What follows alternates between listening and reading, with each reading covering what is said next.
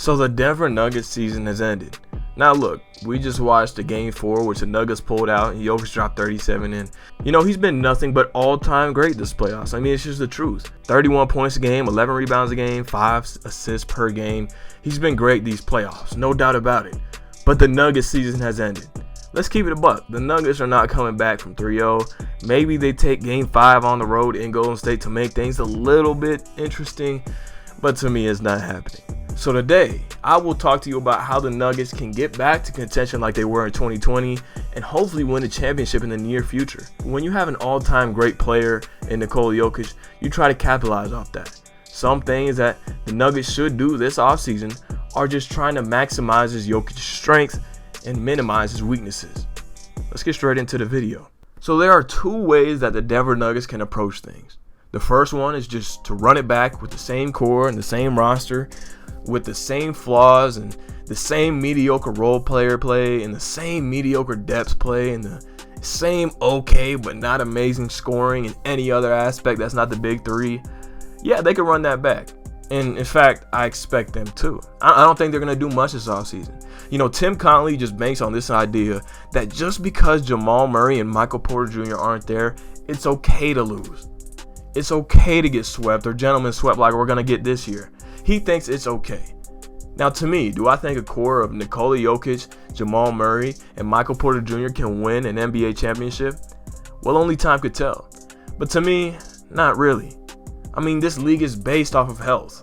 Who was the team that won last year's championship? The healthiest. The Bucks were so healthy through that playoff run. The Suns literally only won their conference because of health. They could have lost every single round if it wasn't for the other team's best players being injured. And that's just the truth. And the Suns are facing that reality this year, now that they're tied 2-2 with the Pelicans because their best player is down. This league is built around health, and for you to win a lot in it, you need health. Why did the 2015 Warriors win a championship? Healthier than the Cavs. Why did the 2019 Raptors win a championship? Healthier than the Warriors. This is a reoccurring theme that has no flaw to it. The healthiest team wins. Maybe not the most talented every year, maybe not the best on paper every year, but the healthiest. And the Nuggets, outside of Jokic, are very, very injury prone. So let's start with plan B. Now you might think that my plan B is to just offload a ton of the roster, just shake it all up and make it look insanely different and just surround Jokic with elite role players, with great defenders, and with just powerful, amazing players that will make the Nuggets look like a borderline super team. But to be honest, the Nuggets don't have the assets to do that. So we're just going to make some power moves that can refine the roster and make it a little bit more consistent. And also give you venues that you can take if somebody were to get injured. If Jokic, God forbid, does get injured, I mean, Jamal, MPJ, and these new people that we are bringing in might be able to still win us some games in the time being. So this whole plan B is to just get better players at about the same price. So let's start with the first trade. The first trade is offloading Will Barton. Not only is he a very mediocre player right now, he's pretty bad, but he also has a very bad contract. We paid this man for the next 3 years $13 million per year, and he's had his worst season of his career this year.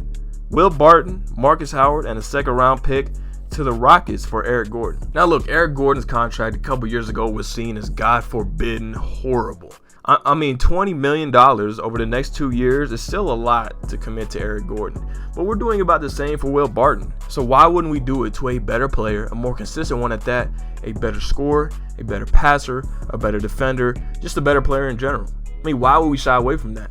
This is also a smaller financial commitment too, considering he has less years left on his contract than Will Barton does.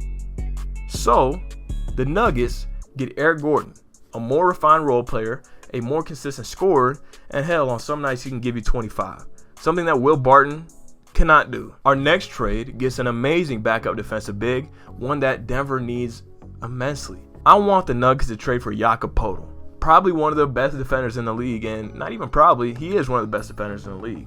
To me, what can get it done is JaMychal Green, a first-round pick, and a second-round pick. Now that might look like a small asking price for Jakob Poeltl, considering that they turned down a deal from the Chicago Bulls that was just one first-round pick and salary filler. But to me, I think it can happen. The Spurs are in a direction where they need to rebuild bad. Jakob Poeltl is not progressing. He's been at the same state. Now, is he a really good player? Yes, but really good players don't help you on tanking teams. You need very young, high potential players. Now, JaMychal Green is not that, but the first round pick will be that. And this is this year's first round pick. When you get a first round pick that's in the 20s this year because the Nuggets are not as good, that's a pretty solid first round pick. I mean, one of the best first round picks this year to me was Jalen Johnson going to the Atlanta Hawks. And yeah, I think he has a lot of potential and upside. That's something that the Spurs can get in the 20s. Now, the last move that the Nuggets can do to just kind of bulk up their bench is to go for Gary Harris. I mean, look, Gary Harris for the Nuggets in his last couple of seasons was washed as hell. And we know that. And we know that the contract was horrible. I mean, he was getting paid $20 million a year to be a very bad scorer and a really good defender. But look, he's turned it around. This year, he's averaging 11 points per game on above league average true shooting percentage. And also, I mean, he shot 38% from three on multiple attempts a game. So, you know, Gary Harris has improved a lot as a player. He's been put on the bench for the Magic. I mean, they just have too many young players to play him consistently.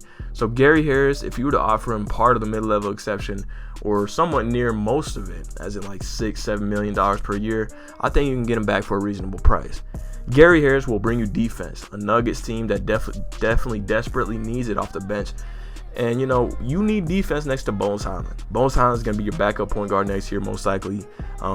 If not, it'll be Monte, Bones Highland, and Gary Harris looking at your bench point guard to small forward lineup. You need defense. So if Monte does come off the bench next year, you're going to need defense because Bones Highland is still going to get a lot of play time. He has way too much potential for him not to. But yeah, I know all the moves I talked about were really just getting role players. But that's just because the Nuggets are so locked into what they have right now.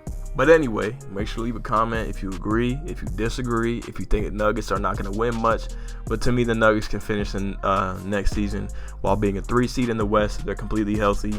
And maybe make the Western Conference Finals if they do Plan B. If not, second round exits is what it is to me. But yeah, thank you guys for watching the video. Make sure to leave a like, subscribe, turn on post notifications, and watch my previous video. And yeah, I'll see y'all in the next one. Peace out. Hey, come on, I got a bag on me. You try to take it, leave you stinking like your last homie. She kinda cakey, little baby, put that ass on me. But I ain't that horny, do you got some cash for me? Why every time you ask him that, bitches act funny? And you keep trying to hold the strap, you won't slap for me. You too happy, I can tell you never had money. Every time you get on live, gotta flash money.